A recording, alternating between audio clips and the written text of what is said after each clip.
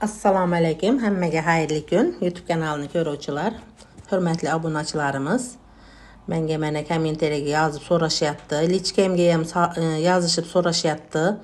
Apa, ashu ekkan gulingiz, bugun vilya gulingiz tirik turibdimi? Ko'rsatingchi, video obzor qilib beringchi devdinglar. Mana ekib qo'ygan gullarim.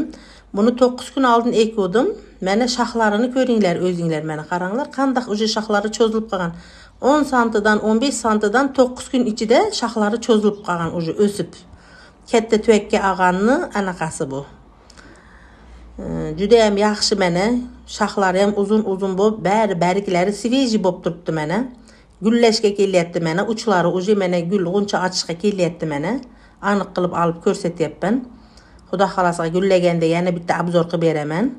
Bularni mana kichkintaydi, yonidan o'sha 10 santidan har biridan mana shoxlari atib o'sib turibdi. Bu o'lib qolmadi. Mana yozning kuni 9 kun oldin qilganman buni. Bugun mana chislo bugun 22simi? Bugun 22-iyun. Men buni 9 kun oldin qilganman. 13 kuni bo'lyapti, значит 13 kunni mana video chiqizganman.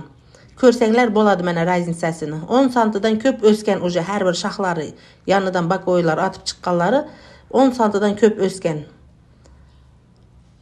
O'lib qolmaydi mana, yozning kuni ham ko'chiraveradi.